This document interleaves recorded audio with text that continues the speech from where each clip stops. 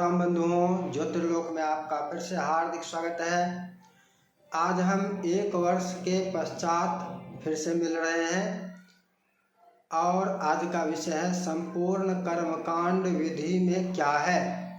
एक वर्ष कहाँ पर लगे, एक वर्ष बाद क्यों मिल रहे हैं, ये भी इसमें स्पष्ट हो जाएगा। संपूर्ण कर्मकांड विधि का अर्थ क्या है, दो अर्थ हो जाएगा यहाँ पर।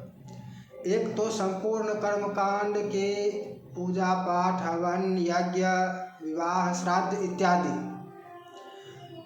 और दूसरा अर्थ भी है, लेकिन पहले इसको समझ लेते हैं। संपूर्ण कर्मकांड विधि में केवल वो विषय ही नहीं आते हैं जैसे पूजा पाठ, विवाह, श्राद्ध, यज्ञ, गृह प्रवेश, गृहारंभ इत्यादि, अपितु वो सारे विषय भी आते हैं जिनके बारे में हम सोच भी नहीं सकते हैं कि ये भी संपूर्ण कर्मकांड विधि के अंतर्गत ही आता है, ये भी कर्मकांड में ही आता है। सुबह उठने से लेकर, जगने से लेकर सोने तक सभी विषय कर्मकांड में आ जाते हैं। चाहे वो शौच की विधि हो, शौच विधान हो, स्नान हो, भोजन हो, शयन हो, जो कुछ भी हो, ये सब भी कर्मकांड में आ जाते हैं। इसलिए संपूर्ण कर्मकांड विधि में केवल ये नहीं समझना चाहिए कि इसमें पूजा पाठ, विवाह इत्यादि ही आते हैं, बाद बाकी अलग विषय है। लेकिन दूसरी बात जो है संपूर्ण कर्मकांड विधि जो हम चर्चा करने वाले हैं, एक साल जिसमें हमने समय दिया है, वो है संपूर्ण कर्मकांड विधि वेबसाइट। इसका लिंक आपको डिस्क्रिप्शन बॉक्स में मिल जाएगा, यहाँ से आप देख सकते हैं।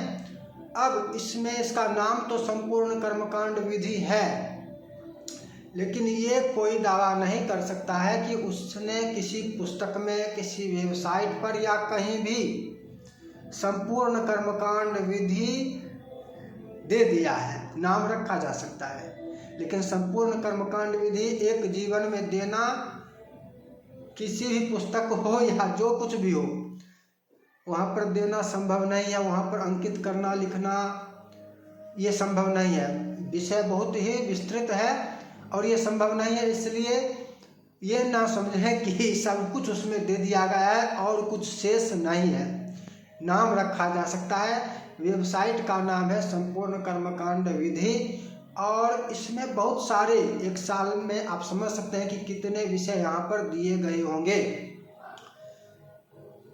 लगभग बहुत सारे, जितनी आवश्यकताएं होती हैं, चाहे वो वर्ष भर के व्रत पर्व हो या विवाह हो, उपनयन हो, मुंडन हो, श्राद्ध हो, गृहारंभ हो, गृह प्रवेश हो, प्राण प्रतिष्ठा हो, बहुत सारे विषय जितने भी हैं, लगभग अधिकतम विषय संपूर्ण कर्मकांड विधि पर समाहित कर लिए गए हैं। आप वहां पर देख सकते हैं। आपको इस वीडियो के ऊपर लिंक नहीं मिलेगा क्योंकि वीडियो को हम एडिट नहीं करेंगे, उतना समय नहीं है। और वेबसाइट देखकर आप समझ जाएंगे कि उस वेबसाइट में कितना समय देने की आवश्यकता होगी, कितना समय देना है। और भी तो आगे की जो वीडियो भी आएगी, हम अभी भी प्रतिदिन एक वीडियो भी नहीं डाल सकते हैं, उतना समय नहीं है हमारे पास। लेकिन प्रयास करेंगे कि कम से कम महीने में 4-5 वीडियो हो जाए, जिसमें से एक वीडियो ऐसा भी हो कि आपके प्रश्नों का उसमें उत्तर हो। आप लोग अपने प्रश्न कमेंट करके चाहे वीडियो में दे सकते हैं या वेबसाइट पर भी लिख के नीचे भी कमेंट करके बता सकते हैं, अपना प्रश्न बता सकते हैं, और आपके प्रश्नों का उत्तर देने का प्रयास किया जाएगा। ऐसा नहीं कहा जा सकता कि आपके सभी प्रश्नों का उत्तर मैं दे ही दूंगा।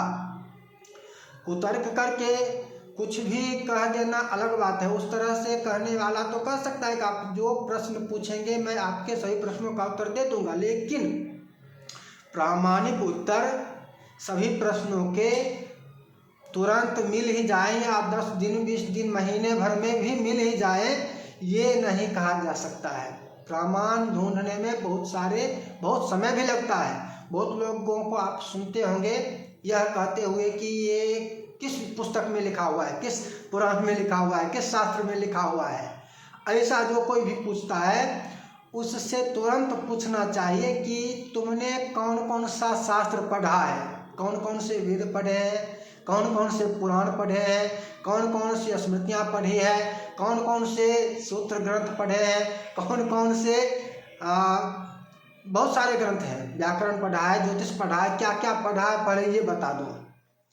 जो कोई भी ये प्रश्न करता है किसी भी विषय की बात, जैसे मान लिया जाए एक सीरियल है मैं देख रहा था जिसमें लिखा था, जिसमें एक चर्चा था, प्रसंग था, विषय था कि एक मतलब अपुत्री जिसको पुत्र नहीं था उसको किसी काम में, मतलब किसी पुत्र गोद भराई जिसको कहते हैं, जिसको पुत्र होना, संतान होने वाला हो, उसके लिए अपशकुनी कह दिया गया। अब वहाँ पर दूसरी महिला ने आधुनिक सोच सिद्ध करने के लिए कहा कि किस शास्त्र में लिखा है कि ऐसा ये अपशकुनी है। पहली बात तो ये है कि अपशकुनी, क्या आप अपने घर में ऐसा देखते हैं कि किसी को अपशकुनी बोला जाता है? जिसको पुत्र नहीं हुआ है उसको अपशकुनी इस प्रकार से बोला जाता है। और वो क्या कर सकती है, नहीं कर सकती है, इसका नियम है। जैसे किसी के विवाह में आशीर्वाद देना हो तो कौन दे सकता है?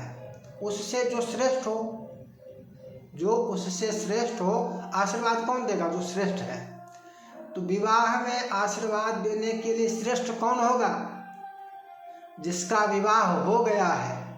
जिसका विवाह नहीं हुआ है वो तो पीछे वाली लाइन में है, पंक्ति में लगा हुआ है। जिसका विवाह हो गया वो आगे वाली पंक्ति में, यानी श्रेष्ठ कौन है? जिसका विवाह हो गया है। और इसीलिए विवाह में आशीर्वाद आदि इत्यादि देने की जो बात आती है वहाँ पर कहता है कि जो जिसका विवाह हो गया वही लोग दें। तो इसका क्या कारण है? इसका यही कारण है कि श्रेष्ठ कौन है इससे वो श्रेष्ठ है जिसका विवाह इससे पहले हो गया है। इसी प्रकार जहाँ कहीं भी जैसे गोद भराई की बात आती है तो वहाँ पर अपशकुनी वाली चर्चा छोड़ दीजिए, अपशकुनी वाली बात नहीं है। उसके लिए कौन काम करे, उसको आशीर्वाद कौन दे, उसकी विधि करे, या उससे सम्मिलित काम कौन करे? जो उससे श्रेष्ठ है। उससे श्रेष्ठ का मतलब कौन हुआ? जिसको संतान होना है वो क्रम में है, पीछे है, आगे वो पुत्रवती होगी या पुत्रीवती होगी, संतानवती सुख पाएगी। लेकिन उससे श्रेष्ठ कौन है? जिसको संतान पहले हो चुका है, जो पुत्रवती है, जिसको पुत्र हो या पुत्री हो, जिसको संतान हो चुका है वो श्रेष्ठ है, सीनियर है। मतलब उसके लिए आशीर्वाद का काम कौन करेगी? जिसको पहले से पुत्र हो चुका है, संतान मानिए संतान हो चुकी है, तो वो श्रेष्ठ है। इस कारण वही वहाँ पर नियुक्त होगी। लेकिन यहाँ पर कह दिया जाता है अपशकुनी। अपशकुनी का इसमें कोई प्रसंग ही नहीं है कि ये अपशकुनी है, ये श्रेष्ठ नहीं है, क्योंकि ये पीछे है क्रम में, इसको भी पुत्र नहीं हुआ है, संतान नहीं हुई है, इस कारण ये कनिष्ठ है। ये उसके लिए आशीर्वाद का काम नहीं कर सकती जिसको संतान होने वाला है। तो लेकिन वहाँ पर पूछ दिया जाता है कि किस शास्त्र में लिखा है। ऐसा सीरियल में मैंने देखा है, सीरियल का नाम नहीं लूँगा। इस तरह से बहुत सारे प्रश्न होते हैं। तो किस शास्त्र में लिखा है ऐसा कोई यदि पूछ दे तो उसको तुरंत पूछे तुमने पढ़ा कौन कौन सा शास्त्र है। जो बात हम पुराने समय से, प्राचीन काल से देखते आ रहे हैं, समझते आ रहा है, करते आ रहे हैं, उस विषय में अगर तुम कह देते हो कि ये किस शास्त्र में लिखा है, चलो मैंने नहीं पढ़ा है किस शास्त्र में लिखा है, लेकिन तुम बताओ कि तुमने कौन कौन सा शास्त्र पढ़ा है जिसमें तुमको नहीं मिला है। वहीं पर उसका उत्तर, वो एक भी शास्त्र उसने नहीं पढ़ा है, उसको केवल ये अधर्मियों ने भ्रमित कर रखा है। रूढ़िवादी सोच का विष उसके मन में जहर बो दिया गया है और वो इस जहर को फैला रहा होता है। तो हम उत्तर देने का प्रयास करेंगे, किंतु इसका मतलब ये नहीं कि हम कुछ भी उत्तर दे देंगे, हम प्रामाणिक उत्तर देने का प्रयास करेंगे। और इसके लिए आप प्रश्न रख सकते हैं। अब संपूर्ण कर्मकांड विधि क्या है ये तो समझ गए कि ये वेबसाइट है जो हमने 1 साल से अधिक समय, 1.5 साल 2 साल लग गया है उसको बनाने में, और इतने समय में उस पर बहुत सारी सामग्रियाँ उपलब्ध कर दी गई हैं। चाहे आपको वर्ष भर के व्रत पर्व देखने हो, आपको विवाह, उपनयन, मुंडन इत्यादि देखने हो, संस्कार वाली बात है, या आपको श्राद्ध देखना हो। श्राद्ध में भी थोड़ी सी चर्चा नहीं होती, श्राद्ध में भी बहुत सारी बातें आती है। तो श्राद्ध में बहुत सारी बातें आपको दी गई जितना आपको अन्यत्र नहीं मिलेगा। हवन, प्राण प्रतिष्ठा, यज्ञ, बहुत सारे विषय वहाँ पर दिए गए हैं, लेकिन उसका लिंक आपको डिस्क्रिप्शन बॉक्स में मिलेगा, वहाँ पर जाकर आप उस वेबसाइट पर जा सकते हैं। एक समस्या जो आती है सही और गलत वालों के पास, गलत झूठ बोलने वाले, भ्रम फैलाने वाले, इनका एक गिरोह है। ये अपने आप को सब मिलकर बहुत प्रसारित करते हैं। जैसे आप बहुत जगह देखेंगे, बिना पंडित के गृह प्रवेश कैसे करें, बिना पंडित के हवन कैसे करें, बिना पंडित के तुलसी विवाह कैसे करें, इत्यादि इत्यादि इत्यादि।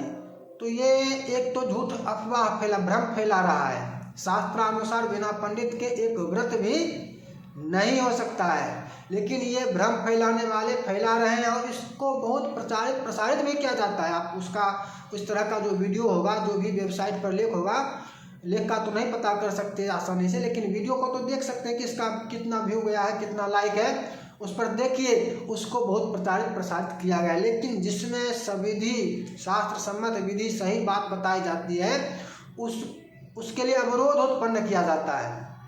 एक गलती लोगों को की भी होती है कि यदि आपको लगता है कि यहाँ पर सही बात बताई जा रही है, तो आप उसको प्रसारित नहीं करते, उसको साझा नहीं करते।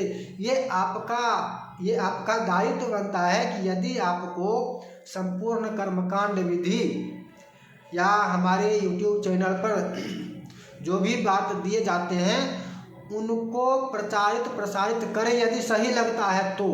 यदि ये भी गलत लगता है तो मत कीजिए। लेकिन हम ये भी कहते हैं कि इसमें आपको जहाँ कहीं भी त्रुटि दिखे, जो कुछ भी गलत लगे, उसके बारे में आप हमें बताएं, हम उसमें संशोधन सुधार करेंगे। लेकिन ये सुधार कहाँ पर संभव है? ये सुधार संभव है वेबसाइट पर, वहाँ पर जो लिखे गए हैं उसको संशोधित किया जा सकता है। इस वीडियो में अभी जो बोला जा रहा है, अगर इसमें पीछे हमने जो कुछ भी गलत कह दिया, गलत बोल दिया, तो इसमें सुधार नहीं किया जा सकता है। आगे के समय में आप इसमें कह दें कि इसमें ये गलत है, तो इसको सुधार नहीं किया जा सकता है, भले इसका अगले वीडियो में चर्चा इसकी की जा सकती है। वेबसाइट पर जो अगर आपको कहीं कुछ भी गलत लगे तो उसके बारे में आप अवश्य बताएं कि यहाँ पर ये गलत है, प्रमाण ऐसा है और ये प्रमाण विरुद्ध है, हम उसमें संशोधन के लिए तत्पर रहते हैं। हमें ये नहीं है कि हमने जो लिख दिया, वेबसाइट पर जो डाल दिया वो सही है, वही सही है।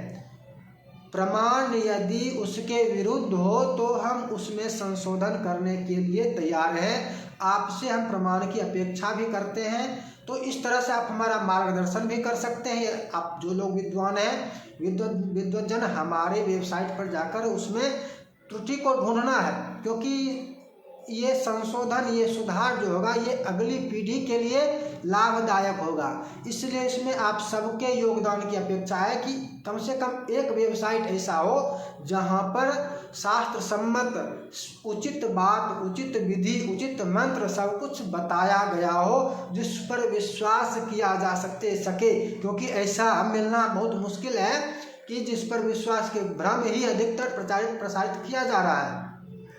इसमें आप सबको भी योगदान देने की अपेक्षा है कि आप उसमें गलतियां, त्रुटियां ढूंढ कर निकालें और उसके ऊपर कमेंट करके बता सकते हैं। व्हाट्सएप चैनल का लिंक या फेसबुक पेज का लिंक, ये सब भी आपको मिल जाएगा इस वीडियो में भी, या किसी भी वीडियो में आप कमेंट करके भी बता सकते हैं।